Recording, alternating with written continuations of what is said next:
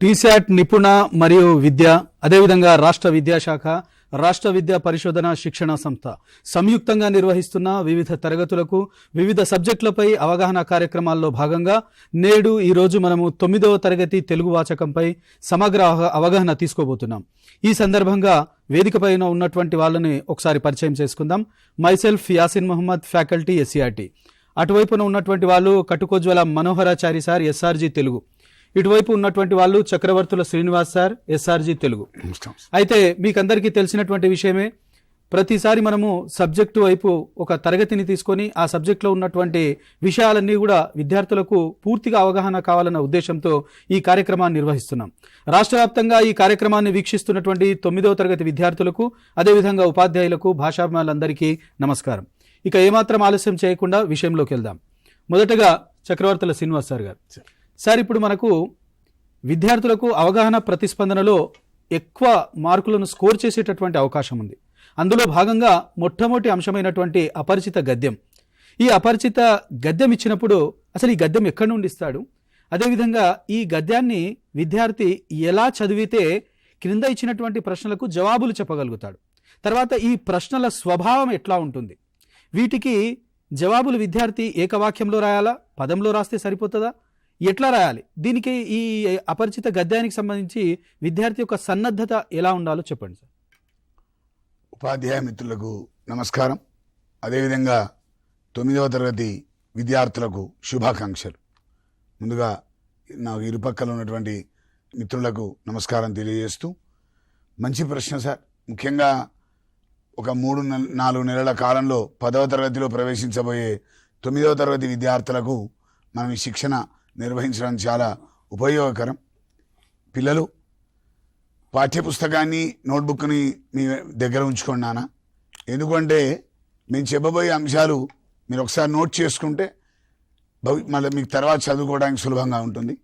ముఖ్యంగా సార్ అడిగిన దాంట్లో మనకు ప్రశ్నాపత్రం తీసుకున్నప్పుడు అవగాహన ప్రతిస్పందనలో భాగంగా ముందుగా పరిచిత గద్యం ఉంటుంది. తర్వాత ప్రధానంగా ఇవాళ 10 మార్కులకు మనకు అపరిచిత గద్యాన్ని పరిచయం ఇస్తున్న అంశం మీ అందరికి తెలిసిందే. ఈ అపరిచిత గద్యం అనేది పరిచిత అయినా అపరిచిత అయినా ప్రధానంగా ముడిపడి ఉన్న అంశాలు: 1 చదవడం, 2 రాయడం. ధారాళంగా చదవడం, అర్థవంతంగా ప్రతిస్పందించడం అనే ఒక ప్రధాన అంశాన్ని దృష్టిలో పెట్టుకొని మనకి ఈ సామర్థ్యం ఇవ్వడం జరిగింది. పిల్లలు మీరు 6, 7, 8, 9 తరగతులలో కూడా ఈ అభ్యాసాలు చేస్తూ వచ్చారు. ఏం మార్పు గమనించారు? ప్రధానంగా తరగతి పెరుగుతున్న కొద్దీ భాషా స్థాయి పెరుగుతుంది. చాలా గుర్తుపెట్టుకోవాలి మీరు. 6వ తరగతిలో, 7వ తరగతిలో, 8వ తరగతిలో ఇచ్చిన అపరిచిత గద్యానికి 9వ తరగతికి వచ్చినప్పుడు అపరిచిత గద్యానికి ఉన్న వ్యత్యాసాన్ని మీరు కనుక గమనిస్తే, భాషా స్థాయి అంటే పదజాల కాఠిన్యత కావచ్చు, వాక్య నిర్మాణం కావచ్చు, వ్యాకరణాంశాల పరంగా కావచ్చు, కాఠిన్యత పెరుగుతూ పోతుంది. అంటే మీ స్థాయి పెరుగుతోంది అని చెప్పడానికి, మీరు తరగతి పెరుగుతోంది అని చెప్పడానికి. సార్ అడిగినట్టు ఇది ఎక్కడి నుంచి వస్తుంది? ఖచ్చితంగా భాషా స్థాయి ఎలా ఉంటుంది అంటే, మీరు 9వ తరగతిలో ఉంటే 10వ తరగతి వాచక స్థాయి కన్నా తక్కువ స్థాయి, 9వ తరగతి వాచక స్థాయి కన్నా ముందు స్థాయి ఉంటుంది. ఇది చాలా ఇంపార్టెంట్. అంటే ఒక 8వ తరగతి వాచకంలో ఏ స్థాయి భాషనైతే మనం నేర్చుకుంటామో అది అపరిచిత గద్యంలో ఇస్తారు. ఇది మొట్టమొదటి అంశం మనం దృష్టిలో పెట్టుకోవాలి.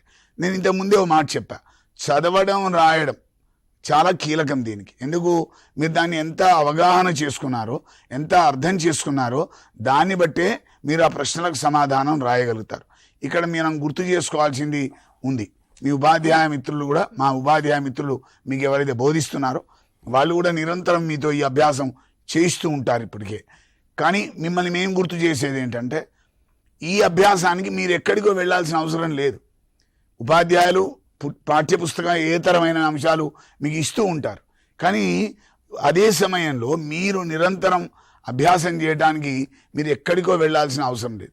ఇందులో చాలా ముఖ్యమైన విషయం మీ దృష్టికి నేను తీసుకువచ్చేది ఏంటంటే, చదివే క్రమం, తర్వాత ప్రశ్నల క్రమాన్ని మీరు పరిశీలించడం అనేది చాలా కీలకం. మీకు అవగాహన అయినాక దానికి ఎలా స్పందించాలన్నది ప్రధాన అంశం ఇక్కడ. అందుకని ముందుగా మీరు మీ పాఠ్య పుస్తకంలోనే 12 పాఠాలు ఉన్నాయి మనకి. మీరు 12 పాఠాల్లో కనుక చూస్తే పాఠ్యాంశాన్ని పక్కకు పెడితే మనకి ప్రతి పాఠానికి ఉన్ముఖీకరణ ఉంది. ఆలోచించండి, చెప్పండి ఉంది. అందులో ప్రతి పాఠానికి పద్యం అయితే పద్యం, కొన్నిసార్లు కవిత, కొన్నిసార్లు గద్యాలు ఉన్నాయి. ఇవన్నీ కూడా అపరిచితాలే.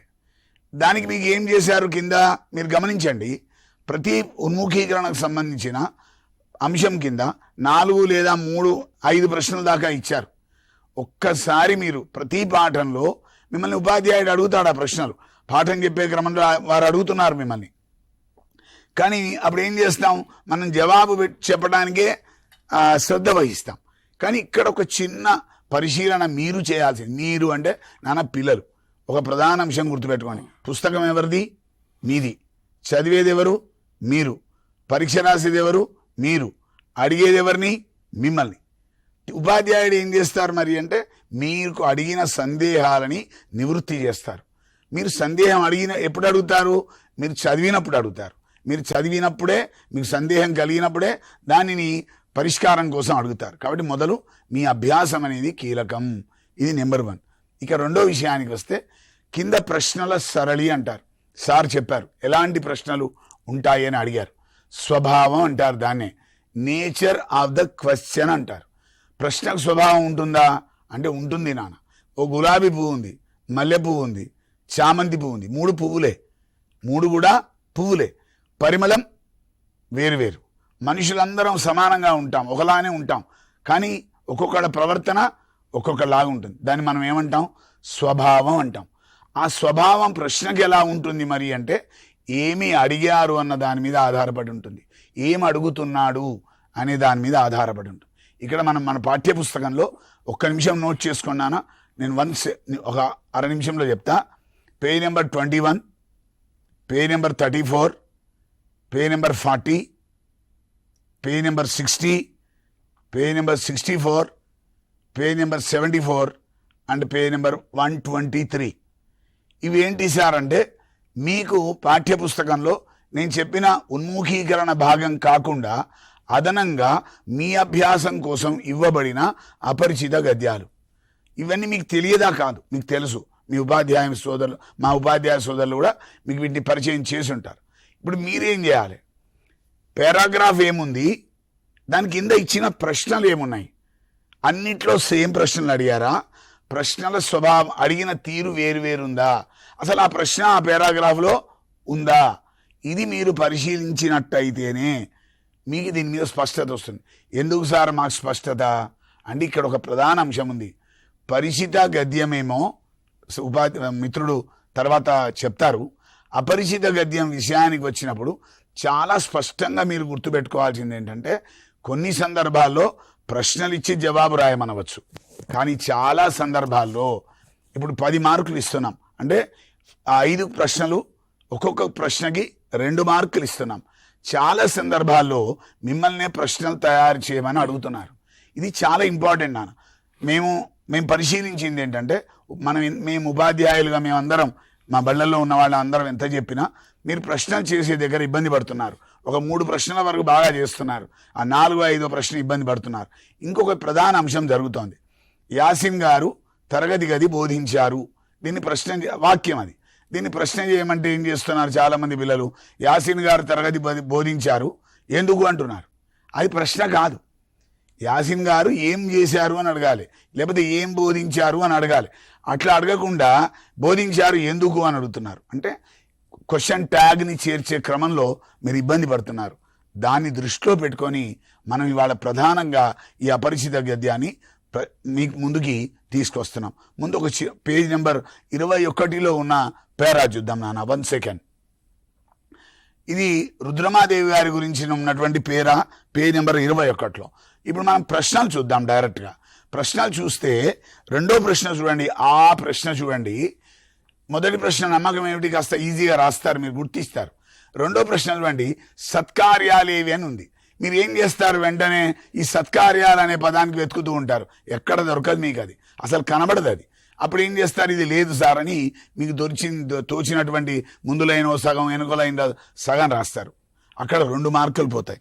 ఆ తర్వాత చూడండి, ఇందులో పుస్తకంలోనేమో ప్రశంసించాడు అని ఉంటే ఇక్కడ ప్రశ్నలో వచ్చేసరికి సారీ మీకు ఇచ్చిన గద్యంలో ప్రశంసించాడు అని ఉంటే కింద ప్రశ్నలో పొగిడాడు అని ఉంది.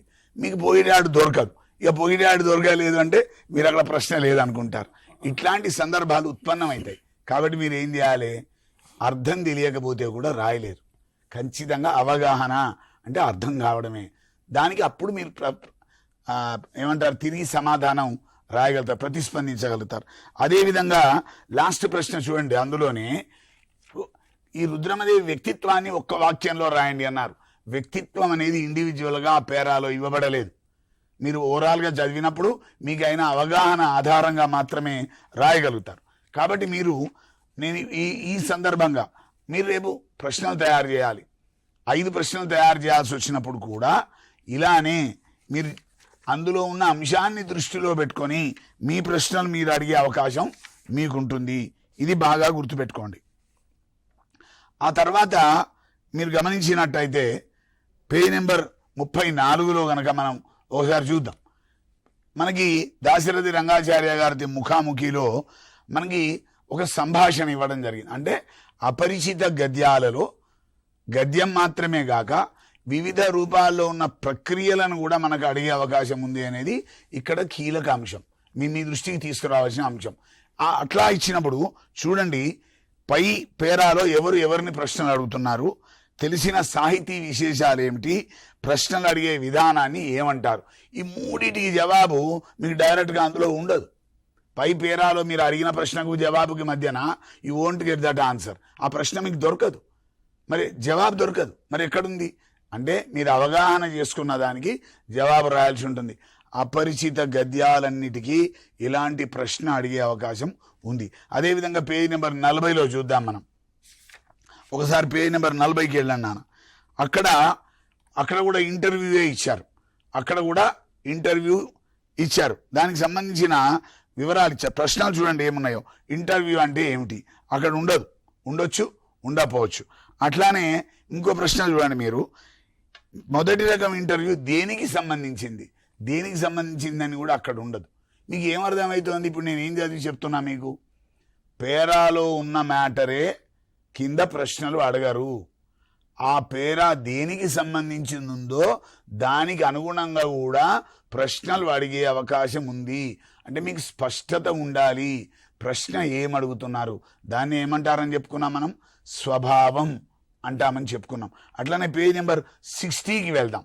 పేజ్ నెంబర్ 60లో మనకి ఒకసారి వెళ్ళండి నాన్న, మీరు పేజీలు అందరు తిప్పట్లేదు, ట్రై చేయండి, ప్రతి వాళ్ళు చూడాలి నాన్న. పేజ్ నెంబర్ 60లో మనకు ఒక కరపత్రం ఇచ్చాడు. ఇందాకనే చెప్పుకున్నాం, ఇంటర్వ్యూ ఒక ప్రక్రియ అయితే ఇక్కడ కరపత్రం వైద్య ఆరోగ్య శాఖ వాళ్ళు ప్రచురించినటువంటి కరపత్రాన్ని మనం చూస్తున్నాం. ఓసారి దానికి ఇచ్చిన ప్రశ్నలు చూడండి.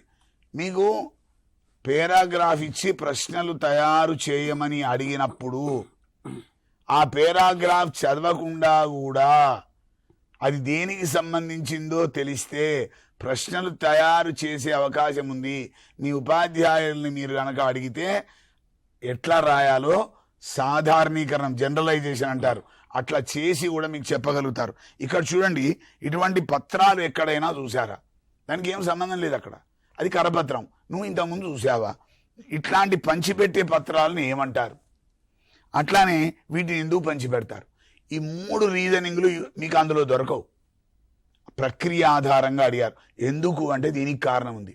మనం చదువుకుంటున్న క్రమంలో ఇట్లాంటి ప్రక్రియలని మనకు పరిచయమైన దాని నుంచి మీ అవగాహనని తెలుసుకోవడానికి ఈ ప్రశ్నలు అడగడం జరిగింది. అట్లానే పేజ్ నెంబర్ 64లోకి వెళ్దాం మనం. అక్కడ కూడా పేరాకు చూడండి, పై పేరాకు శీర్షిక నిర్ణయించండి అన్నాడు. మీరు చూడండి డైరెక్ట్. తర్వాత కరపత్రాలు మన దేశంలో ఎప్పటి నుండి ఉన్నాయని అడిగాడు. కరపత్రాలు ఎందుకు అని మళ్ళీ అడిగాడు. మీరు చూడండి ప్రశ్నలు ఎట్లా ఉన్నాయి, ఇది చాలా స్పష్టం సార్. అదేవిధంగా పేజ్ నెంబర్ 74లోకి వెళ్దాం మనం. ఒక చాలా పెద్ద పారాగ్రాఫ్ ఉంది మీకు పేజ్ నెంబర్ 74లో. వీటిలో చూడండి ఎట్లాంటి సందర్భాల్లో జరుగుతాయి, ఎందరో, అట్లానే ఏ ప్రయోజనాలు ఉంటాయి, ఇట్లాంటివన్నీ అడిగారు. కాబట్టి మిత్రులారా, మనం ఇప్పుడు మీ ముందర అపరిచిత గద్యం ఒకటి అత్యంత కీలకం. సార్ అడిగారు, పదంలో రాయచ్చా వాక్యాల్లో రాయాలా అని. నానా పిండి కొద్ది రొట్టె. పిండి కొద్ది రొట్టె అంటే మీరు రాసిన దాన్ని బట్టి మార్కులు. ఒక్క పదం రాస్తే మార్కులు వేయరు. ఖచ్చితంగా సొంత మాటల్లో రాయాలి అని చెప్పడం జరిగింది, ప్రతిస్పందించడం. రెండో అంశం వాక్య రూపంలోనే రాయాలి. మిమ్మల్ని అడిగిన ప్రశ్నతో మొదలుపెట్టి ఏమడిగాడు, కారణాలంటే కారణమేమనగా అని మొదలుపెట్టి అందులో ఉన్న సమాచారాన్ని వాక్య రూపంలోనే రాయాలి. పద రూపంలో రాస్తే మీకు మార్కులు రావు. ఎందుకంటే మనకి దానికి భారత్వం 2 మార్కులు ఉంది. ఆ మార్కులను మెయింటైన్ చేయాల్సిందిగా మీకు తెలియజేస్తున్నాను. చాలా ఇంకోటి ఏంటంటే ఇది పర్ఫెక్ట్ అయితే మీరు ఇవి రాయగలిగారు అంటే ఇక మీ పుస్తకంలో ఎలాంటి అంశాలనైనా ఎలాంటి సామర్థ్యాలనైనా సులభంగా రాయగలుగుతారు అని మీకు తెలియజేస్తున్నాను. ఇప్పుడు నేను చెప్పిన పారాగ్రాఫుల్ని మళ్ళీ ఒకసారి చూడండి. 10వ తరగతిలో 9th యాన్యువల్లో కావచ్చు, 10వ తరగతిలో అని మీకు చాలా ఉపయుక్తంగా ఉంటాయన్నది నా భావన నాన్న. ఓకే, ధన్యవాదాలు సార్. ఎందుకంటే విద్యార్థులు చాలా సందర్భాలు ఏం చేస్తారంటే ఒక అపరిచిత గద్యాన్ని చూడంగానే కొంతమంది విద్యార్థులు గద్యం చదవకుండా నేరుగా ప్రశ్నల్లోకి వెళ్ళి ప్రశ్న చదివిన తర్వాత గద్యంలో దాని జవాబు ఎక్కడుందని వెతుకుతున్నారు. ఇది రాంగ్ ప్రాసెస్. ఇది మీకు ఇందాక సార్ చెప్పిండు, ప్రశ్నలకు కొన్ని సందర్భాల్లో జవాబులు ఆ గద్యంలో దొరకవు అని. మరి ఎట్లా దొరుకుతాయి సార్, ఎప్పుడు దొరుకుతాయి అంటే నువ్వు ఆ గద్యాన్ని ప్రశాంతంగా చదవాలి. చదివి అసలు అంశం ఏమిచ్చిండు అనేది అవగాహన చేసుకోవాలి. అవగాహన చేసుకున్న తర్వాత వాక్య రూపంలో రాయడానికి పెద్ద ఇబ్బంది ఏం అవసరం లేదు. ఇప్పుడు ఫర్ ఎగ్జాంపుల్ ఒక క్వశ్చన్ ఉంది, దశరథ మహారాజుకి ఎంతమంది కుమారులు అని ఉంది. ఉన్నప్పుడు చాలా మంది పిల్లలు ఏం చేస్తున్నారు, 4 నంబర్ వేసి వదిలేస్తున్నారు. ఇది కాదు రాంగ్ ఆన్సర్. మరి దానికి జవాబు రాయాలంటే కూడా నీకు ఈజీ, క్వశ్చన్ ట్యాగ్ను మారిస్తే అయిపోయి దశరథ మహారాజుకి ఎంతమంది కుమారులు అని ఉంది, దశరథ మహారాజుకు 4 కుమారులు అని రాస్తే సరిపోతుంది. కాబట్టి ఇట్లాంటి సూచనలు పాటించాల్సిందిగా కోరుతూ మనము కటుకొజ్వల మనోహరాచారి సార్ గారికి 2వ ప్రశ్నకు వెళ్దాం సార్. సార్ ఇప్పుడు మనము సార్ అపరిచిత గద్యం గురించి చెప్పిండు. మరి అట్లనే ఈ పరిచిత గద్యానికి సంబంధించినటువంటి ఈ పరిచిత గద్యం అసలు ఎక్కడి నుంచి వస్తుంది, దీనికి విద్యార్థుల యొక్క సన్నద్ధత ఎలా ఉండాలి? అందరికీ వందనాలు, ఉపాధ్యాయ మిత్రులకి నమస్సులు, విద్యార్థులకి శుభాశీస్సులు. సార్ చెప్పినట్టు ఇంతకుముందు మిత్రుడు చెప్పింది అపరిచిత గద్యం, ఇది అవగాహన ప్రతిస్పందన కిందకే వస్తుంది. ఇప్పుడు మనం తీసుకుంటున్నటువంటి పరిచిత గద్యం కూడా అవగాహన ప్రతిస్పందన కిందకే వస్తుంది. అయితే దానికి దీనికి ఏంటి తేడా అంటే చిన్న తేడా ఉంది. అపరిచిత గద్యము మనకు తెలియని, మనం ఇంతకుముందు చూడండి టెక్స్ట్కి సంబంధం లేనిది బయట నుండి ఒక పారాగ్రాఫ్ ఇచ్చేది. పరిచిత గద్యం అనేసరికి అది ఖచ్చితంగా మనం మన టెక్స్ట్ బుక్లో నుండే తీసుకుంటాం, కాకపోతే అది ఉపవాచకం నుండి తీసుకుంటున్నాం అన్నమాట. అయితే అపరిచిత గద్యం అంత ఇబ్బందికరమైనటువంటి పరిస్థితి దీంట్లో ఉండదు. ఎందుకంటే అపరిచిత గద్యంలోని ప్రశ్నలకు 2 మార్కులు ఇస్తాం, అది ఖచ్చితంగా 1-2 వాక్యాలలో సమాధానం రాయాల్సింది. ఈ పరిచిత గద్యం మాత్రం మనము ఒక వాక్యంలో రాయొచ్చు, ఒక పదంలో రాయొచ్చు, ప్రశ్నల స్వరూపం కూడా వివిధ రూపాలుగా ఉంటుంది. అది మన పరిచిత గద్యం కాబట్టి మనం ఉపవాచకం చదివే ఉంటాం ఆల్రెడీ. ఆ చదివినటువంటి సన్నివేశాలు, ఘట్టాలు తెలిసుంటాయి కాబట్టి ఆ పారాగ్రాఫ్ మీద మనకు ఒక అవగాహన ముందే ఉంటుంది. అయితే ఉపాధ్యాయుని సహకారంతో కావచ్చు, లేకపోతే విద్యార్థులు సొంతంగా చదివి కానీ ఉపవాచకంలోని పారాగ్రాఫ్ల మీద అవగాహన ఉంటుంది. కాబట్టి దాని నుండి ఇచ్చే ప్రశ్నల స్వరూపం కూడా తేలిగ్గా ఉంటుంది. కొంత 1 మార్కే ఇస్తున్నాం కాబట్టి ఆ స్థాయిలోనే ఉంటుంది. ప్రశ్నల స్వరూపం కూడా ఒకసారి చూడండి. ఈ మనం ఇందులో ఇచ్చే పరిచిత గద్యం కింద ఇచ్చే ప్రశ్నల స్వరూపం డైరెక్ట్గా ప్రశ్నలు ఇవ్వచ్చు, ఖాళీల పూరణ ఉండొచ్చు, తప్పప్పులు గుర్తించడం ఉండొచ్చు, ప్రశ్నలు తయారు చేయమని అడగవచ్చు, పట్టిక పూరణ ఉండొచ్చు, జతపరచడం ఉండొచ్చు. మనం 1 మార్క్ ఇస్తున్నాం కాబట్టి చాలామంది ఉపాధ్యాయులకు ఒక అపోహ ఉంది. ఈ మారిన నూతన విధానం ప్రకారం పరిచిత గద్యానికి అపరిచిత గద్యానికి ప్రశ్నలే ఇస్తారు అనేటువంటి ఒక అపోహ ఉంది. పరిచిత గద్యానికి మాత్రం ఇలాంటి రూపాలలో ఇవ్వచ్చు సార్. అది 1 వర్డ్ ఆన్సర్ రాసినా కూడా 1 మార్క్ ఇవ్వడం జరుగుతుంది.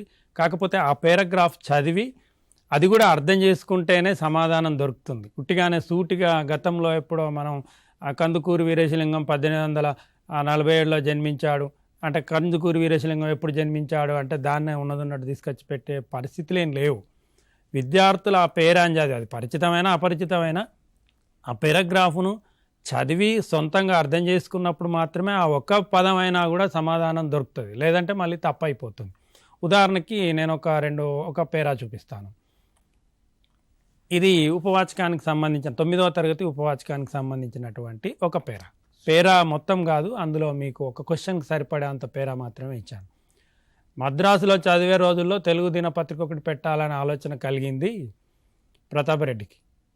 జాతీయోద్యమ ప్రభావంతో తన పత్రికకు దేశబంధు అనే పేరు పెట్టాలనుకున్నాడు. దేశబంధు పేరును నిజాం ప్రభుత్వం అనుమతించే పరిస్థితి లేదు అని పేరా ఉంది కదా. ప్రశ్న చూడండి, ప్రతాపరెడ్డి తాను స్థాపించిన పత్రికకు పెట్టిన పేరు. ఇప్పుడు అక్కడ చూస్తే మనకు ఏదో అనిపిస్తుంది. మద్రాసులో జాతీయోద్యమ ప్రభావంతో తన పత్రికకు దేశబంధు అని పేరు పెట్టాలనుకున్నాడు. అందరు చేసే తప్పు ఏంటంటే దేశబంధు అని పెడతారు, కానీ పెట్టింది అది కాదు.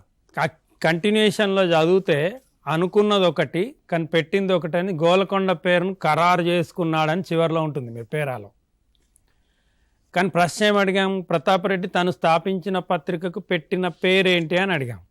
పారాగ్రాఫ్లో చివరిలో కనిపిస్తుంది, కానీ అందరు చేసే తప్పు ఇది. కాబట్టి అది అర్థం చేసుకుంటేనే ఈ సమాధానం దొరుకుతుంది. ఇక్కడ మనం ఆప్షన్స్ కూడా ఇచ్చాము. దేశబంధు, తెలుగు పత్రిక, గోల్కొండ, ఇట్లా 4 ఆప్షన్స్ ఇచ్చాం. అంటే మల్టిపుల్ చాయిస్ ప్రశ్నలు కూడా ఇందులో అడిగే అవకాశం ఉంది. ప్రశ్నలు ఖాళీలు పూరించే ప్రశ్న విధానం కూడా ఉంది. ఇప్పుడు దేశబంధు అనే సమాధానం చాలామంది పెడతారు. తెలుగు పత్రిక అందులో కనిపిస్తుంది, గోల్కొండ కనిపిస్తుంది, జాతీయోద్యమం అని కూడా కనిపిస్తుంది. కాబట్టి పేరా అర్థమైతే కరెక్ట్గా సమాధానం దొరుకుతుంది. అంటే దీన్ని బట్టి ఏమర్థం అవుతుంది సార్, మల్టిపుల్ చాయిస్ ప్రశ్నలు కూడా మన పరిచిత గద్యంలో అడిగే అవకాశం ఉంది. తర్వాత చూడండి, ఇప్పుడు ఇది చిన్న పేరా. ఇప్పుడు దీనిలో ప్రశ్న విధానం, పత్రిక నడపడం కష్టంగా మారడానికి కారణం. ఇది డైరెక్ట్ ప్రశ్న. ఇప్పుడు అందులో మీరు పేరా చదవండి, పత్రిక ప్రారంభమైంది కానీ నడవడం చాలా కష్టమైంది. ఆన్సర్ అదే పెడతారు. కానీ ఆర్థిక వనరులు, మానవ వనరులు తక్కువగా ఉన్న అధైర్యపడకుండా ముందుకే అడుగు వేశాడు అనే అంశం అర్థమైతే పత్రిక ఎందుకు నడవడం కష్టంగా మారింది అని పిల్లలకు అర్థమవుతుంది. అక్కడ ఒక్క వాక్యం, ఒక్క పదం రాసినా కూడా సమాధానం కరెక్ట్ అవుతుంది. ఇది ప్రశ్న డైరెక్ట్గా అడిగే విధానం. ఇంకొక టైప్ చూడండి, తప్పొప్పులు గుర్తించే విధానం. అందులోకి వెళ్ళే తప్పొప్పులు గుర్తించే ప్రశ్న ఒకటి ఉంది. మానవ వనరులు, ఆర్థిక వనరులు తక్కువగా ఉండడంతో పత్రికను మూసివేశాడు. ఇది తప్ప రైటా? అంటే దీన్ని తప్పు రైట్ గుర్తించడమే. మనకి అక్కడ ఏం కనిపిస్తుంది, పత్రికను మూసివేశాడనే అంశం ఏం కనిపిస్తలేదు. కానీ ఆర్థిక వనరులు, మానవ వనరులు తక్కువగా ఉన్నా అధైర్యపడకుండా తక్కువ ఉన్నాయి కాబట్టి పత్రిక మూసేసిండేమో అనే అర్థం వచ్చే అవకాశం కూడా ఉంది, అనుకునే అవకాశం ఉంది పిల్లలు. కాబట్టి పత్రిక మూసేసిండని ఎక్కడ చెప్పలేదు. ఇది సమాధానము తప్పు కింద గుర్తించాల్సి ఉంటుంది. అంటే తప్పొప్పులు గుర్తించడంలో కూడా విద్యార్థి చాలా జాగరూకతతో పారాగ్రాఫ్ను అర్థం చేసుకోవాల్సినటువంటి అవసరం ఉంది. ఇంకొకటి చూడండి, ఈ దీని కింద ఇచ్చినటువంటి ప్రశ్న చూడండి, ఇది ఖాళీ పూరణ. శ్రీరామకృష్ణులు ఇట్లా కీర్తించబడేవారు, అది డాష్. అక్కడ మనం అంతకుముందు ఖాళీలలో కదా మధ్యలో ఒక పదాన్ని తీసుకొచ్చి పెట్టినట్టు కాకుండా మీకు అది అర్థమైతేనే ఆ పదం దొరుకుతుంది. అక్కడ 2-3 శ్రేయోభిలాషులు చెప్పగా పరమహంస అని అందరూ కీర్తించే శ్రీరామకృష్ణుల వద్దకు వెళదామని నిశ్చయించుకున్నాడు అని ఉంది. కాబట్టి మనం వెనక్కి పోయి ఆలోచిస్తే ఈయనను పరమహంస అని కీర్తించేవారు, ఆ పదం అందులో రాస్తే కరెక్ట్ ఆన్సర్ అవుతుంది. అంటే విద్యార్థికి ఇది అర్థం కాకపోతే ఇక ఏదైనా పెట్టేస్తాడు. కాబట్టి పరిచిత గద్యంలో ఖాళీల పూరణ కావచ్చు, ఒక పదం రూపంలో తప్పొప్పులు కావచ్చు, జతపరచుడు కూడా ఉండవచ్చు, 5 ప్రశ్నలు జతపరచమని కూడా ఇవ్వచ్చు. అవి కూడా మీరు అనుకున్నంత తేలిగ్గా ఉండకపోవచ్చు, కానీ అపరిచిత గద్యం అంత కఠినంగా మాత్రం ఈ ప్రశ్నలు ఉండవు. మన కండ్ల ముందు ఒక మార్కును తేలిగ్గా సాధించడానికి, అంటే 5 ప్రశ్నలకు 5 మార్కులు తేలిగ్గా సాధించడానికి మన చేతిలో ఉన్నటువంటి ఒక మంచి అవకాశం. పిల్లలు ఈ అపరిచిత గద్యంలో 5కి 5 పోగొట్టుకోకూడదనే ఆశిస్తున్నాను. ధన్యవాదాలు సార్. అయితే ఈ పరిచిత గద్యానికి సంబంధించి మనకి ఇందాకనే మీరు చెప్పుకున్నారు, ఉపవాచకంలో నుండి ఈ పరిచిత గద్యం అనేది ఇవ్వబడింది. కాబట్టి ఉపవాచకంలో మహనీయుల గురించి ఒక్కొక్క పాఠ్యాంశం వైపు వాళ్ళు ఇవ్వడం జరిగింది. కాబట్టి విద్యార్థులు కేవలం ఈ పాఠ్యపుస్తకం పైన మాత్రమే ఆధారపడకుండా ఈ యూట్యూబ్లో కూడా లేదా సామాజిక మాధ్యమాల్లో కూడా ఈ మహనీయ వ్యక్తుల గురించి ఒకసారి మీరు దృశ్య రూపంలో చూసిరనుకోండి, మీకు అదే విధంగా మీ మెదడు లోపల నిక్షిప్తం అయిపోతుంది. కాబట్టి అది కూడా మనకు ఒక దారి ఉంది. ఇప్పుడు అదేవిధంగా మనోహరాచారి సార్, మీరు ఇందాక పరిచిత గద్యానికి సంబంధించి చెప్పారు. అట్లనే ఇదే సందర్భంలో పరిచిత పద్యానికి సంబంధించి కూడా విద్యార్థి సన్నద్ధత ఎలా ఉంటో చెప్తే ఈ విభాగాన్ని మనము పూర్తి చేద్దాం. అట్లాగే సార్, ఇది ఒక ఇది కూడా పిల్లలకి మంచి అవకాశం, 5 మార్కులు సాధించేటువంటి అవకాశం ఉన్నటువంటి అవగాహన ప్రతిస్పందన ప్రక్రియ. అవగాహన ప్రతిస్పందన సామర్థ్యంలో మూడిట్లలో పరిచిత పద్యం కూడా ఒకటే. పరిచితం అంటే మనకు పరిచయం అయిన పద్యం ఎక్కడుంటుంది? మన పాఠ్య పుస్తకంలో పాఠ్యాంశాలలో పద్య పాఠాలలో చుక్క పద్యాలు మాత్రమే తీసుకోవడం జరుగుతుంది. అంటే అన్ని పద్యాలు పిల్లలు ఈ కాలంలో బట్టి పెట్టేటువంటి పరిస్థితులు లేవు కాబట్టి అది పెడితే మంచిదే. కానీ మనం కొన్ని ముఖ్యమైనటువంటి పద్యాలకు స్టార్ గుర్తు పెట్టడం జరిగింది. ఆ స్టార్ గుర్తు పద్యాల మీద దృష్టి నిలుపుతాయి. అవి కూడా వృత్త పద్యాలు. మనం ఈ 9-10 తరగతులకు ఎలాంటి పద్యాలు అడుగుతున్నామంటే చుక్క పద్యాలు, అందులో ఉత్పలమాల, చంపకమాల, శార్దూల, మత్తేవం లాంటి వృత్త పద్యాలు మాత్రమే అడుగుతున్నాం. సీస పద్యాలకు కూడా శతక మధురిమలో చుక్క పద్యం చుక్క ఉన్నా కూడా దాన్ని మనం ఇందులో తీసుకోవడం లేదు. ఇందులో 2 పద్ధతులు ఉన్నాయి. ఒకటి పద్యం పూరించి భావం రాయండి అని అడుగుతున్నాం. రెండవది పద్యం ఇచ్చి దానికి ప్రతిపదార్థం రాయమంటున్నాం. ఇది రాసిన 5 మార్కులే, అది రాసిన 5 మార్కులే. అంటే ఇస్తే పద్యం పూరించండి అని 2 ఇస్తాం, పద్యం పూరించి భావం రాయండి అని 2 ఇస్తాం. లేదా 2 పద్యాలు ఇచ్చి రెండింటికి ఏదన్నా ఒకదానికి ప్రతిపదార్థం రాయమని అడుగుతాం. అయితే ఇది అడుగుతాం, లేదా అది అడుగుతాం. ఇప్పుడు మరి చదవడం రాయడం కూడా ఇబ్బంది పడుతున్నటువంటి ఈ రోజుల్లో పిల్లలు పద్యాలని, కఠినంగా ఉన్నటువంటి పద్యాలని ఎలా బట్టి పెడతారు, ఎట్లా దానికి ప్రతిపదార్థాన్ని రాయగలుగుతారు అని అనిపించవచ్చు. కానీ కొంత దృష్టి పెడితే, మన ఉపాధ్యాయ మిత్రులు కానీ విద్యార్థులు కానీ కొంత దృష్టి పెడితే ఈ పద్యాన్ని పూరించడం కూడా చాలా తేలికే. ఎందుకంటే గొడ్ల కాపరిగూడ గొంతెత్తి కోయిల ఈ పద్యం ఆలాపించు హృదయ భాష అని జొన్నమిత్తుల వారు ఏదో సందర్భంలో అంటారు. అంటే పద్యం చదువురాని వ్యక్తులు కూడా అలవోకగా పెద్ద పెద్ద సీస పద్యాలను, శేషప్ప కవి శతకం లాంటి పద్యాలను అలవోకగా పాడినటువంటి సాంప్రదాయం, సంస్కృతి మన తెలుగు భాషకు ఉన్నది. కాబట్టి పిల్లలు ఇంకా జ్ఞాపక శక్తి ఎక్కువగా ఉండేటువంటి వాళ్ళు కాబట్టి పద్యాన్ని బట్టి పెట్టడం తేలికే. దానికి ఒక పద్ధతి అనుసరించాలన్నమాట. మీకు ఇక్కడ ఒక ఉదాహరణ పద్యం ఇచ్చాను. ఇది ధర్మార్జునులు అనే 9వ తరగతిలో ధర్మార్జునులు అనే పాఠంలోని ఒక పద్యం. దీన్ని పిల్లలకి నేర్పాలి అంటే ముందుగా పద్యాన్ని ఒక భావానికి అనుగుణంగా మనం అట్లా భాగాలు చేయాల్సి ఉంటుంది అన్నమాట. ఆ భాగాలుగా విభజించి పెడితే కొంత పిల్లలకి తొందరగా పద్యం వచ్చే అవకాశం ఉంది. ఇంకొకటి ఏంటంటే దీంతో పాటు ఆ పద్యమును ఉపాధ్యాయుడు కావచ్చు, లేదంటే ఆడియో రూపంలో ఏదో రూపంలో కానీ పిల్లడు పదే వినడం ద్వారా నేర్చుకుంటాడు. అంటే చదవడం రాని విద్యార్థులు కూడా ఈ పద్యాన్ని మనకు ఆడియో రూపంలో ఉపాధ్యాయుడే 10 సార్లు చదివి వినిపిస్తే, అంటే చదవడం ఇబ్బందిగా ఉంది అనుకుంటే రికార్డ్ చేసి, ఇప్పుడు అన్ని టెక్నికల్గా చాలా స్కూళ్ళల్లో ఉన్నాయి కాబట్టి పద్యం పాడి వినిపించవచ్చు. మీకు ఒకసారి దీన్ని వినిపిస్తాను. అతని నుతింపశక్యమే జయంతుని తమ్ముడు సోయగమ్మునన్ పతగ కులాదిపధ్వజుని ప్రాణసకుండు కృపారసమ్మునన్ క్షితిధర కన్యకాధిపతికిన్ ప్రతిజోడు సమిజ్జయమ్మునన్ అతని కతండ సాటి చతురబ్ది ఫరీత మహీతలంబునన్. ఇది కొద్దిగా రాగయుక్తం.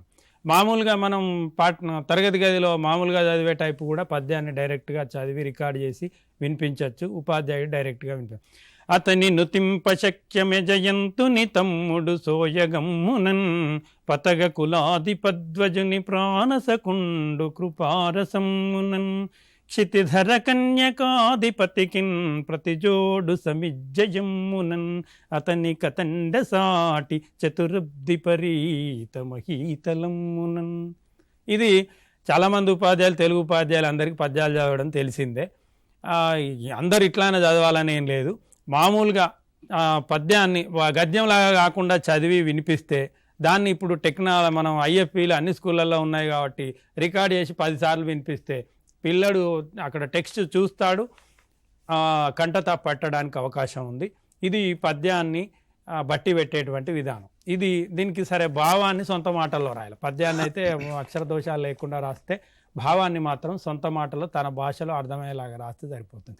దీన్ని ప్రతిపదార్థం ఎట్లా రాస్తాం? ఇప్పుడు ఇది ఇంకా తేలిక సార్. పద్యం, విద్యార్థికి పద్యం వచ్చి భావం తెలిసిందనుకోండి, ప్రతిపార్థం రాయడం ఈజీ. ఎందుకు అంటే సార్, ఇప్పుడు పిల్లలు ఇప్పుడు పద్యము మన కళ్ళ ముందు ఉంటుంది ప్రతిపార్థం రాయడానికి. ప్రతి పదాన్ని రాయండి, ఇది పద్యం, దీనికి ప్రతిపదార్థం రాయమన్నాం అనుకోండి. ఇప్పుడు ఏం చేస్తాం? ప్రతి పదాన్ని వరుసగా కొంచెం విడగొట్టడం వస్తే సరిపోతుంది. జాతుల్, సెప్పుట, సేవ చేయుట, మృషల్, సంధించుట, అన్యాయ, విఖ్యాతిన్, కొండగాడవుట, ఒక హింస, ఆరంభకుండ, ఇట్లా మొత్తం పదాలని రాసాం. ఇవన్నిటిని కలిపితే పద్యం అయిపోవాలి. జాతుల్, సెప్పుట, సేవ చేయుట, మృషల్, సంధించుట, ఇట్లా పద్యం అయిపోతుంది. ఇప్పుడు వీటికి అర్థాలు ఎట్లా తెలుస్తుంది అని అంటే, ఇందులో సగం పదాలు మనకు తెలిసినవి ఉంటాయి. చెప్పుట అంటే చెప్పుటనే, సంధించుట అంటే సంధించుటనే, అన్యాయం అంటే అన్యాయమే, పొందుట అంటే పొందుటనే, హింస అంటే హింసనే, ఆడుట అంటే ఆడుటనే, అన్యం అంటే అన్యమనే, ఆశించి అంటే ఆశించేనే, తాను అంటే తానేనే. ఇందులో మీకు కఠినంగా ఉన్నటువంటి పదాలు ఒక 4-5 ఉంటాయి, సగం ఉంటాయి అనుకోండి. ఆ సగం పదాలు భావాన్ని ఆధారంగా పెట్టవచ్చు. అంటే సగం పదాలు మనకు తెలిసినవి ఉంటాయి, అవి ఉన్నట్టు పెట్టేస్తాం. సగం పదాలు భావాన్ని దృష్టిలో పెట్టుకొని పెట్టచ్చు. అయినా 1-2 తట్టుకుంటే ఉన్నదన్నట్టు పెట్టినా సరిపోతుంది. అంటే మనం కనీసం 5కి 5 మార్కులు రాకుండా 3 మార్కులన్నా వచ్చేటువంటి అవకాశం ఉంది. అంటే వెనుకబడిన తరగతి, సి గ్రేడ్ విద్యార్థి, వెనుకబడిన విద్యార్థి కూడా 3 మార్కులు ప్రతిపార్థంలో సాధించడానికి ఉన్నటువంటి అనుకూలమైనటువంటి విధానము ఈ అవగాహన ప్రతిస్పందనలోని పరిచిత పద్యం ద్వారా సాధించవచ్చు అని తెలియజేస్తున్నాను. ధన్యవాదాలు సార్, చాలా వివరంగా చెప్పారు. ఎందుకంటే విద్యార్థులు చాలామంది ఏం చేస్తారంటే అపరిచిత పద్యం అనగానే దాని జోలికి వారు చాలామంది విద్యార్థులు. ఎందుకంటే అది పరిచిత పద్యం అనగానే దాని జోలికి పోరు విద్యార్థులు. ఎందుకంటే ఈ పద్యము మళ్ళీ దాని అర్థం కావాలి, ప్రతిపార్థం రాయాలి, కంఠస్థం చేయాలని. కానీ దాన్ని కూడా సులభంగా ఎట్లా రాయొచ్చు, చాలా పదాలు మనకు తెలిసినవి ఉంటాయని చాలా చక్కగా వివరించారు సార్, ధన్యవాదాలు. ఇప్పుడు సార్ చక్రవర్తి శ్రీనివాస్ సార్ గారు, అయితే మనం ఈ స్వీయ రచన సామర్థ్యం లోపల మనకు లఘు ప్రశ్నలు ఉంటాయి, వ్యాసరూప సమాధాన ప్రశ్నలు ఉంటాయి.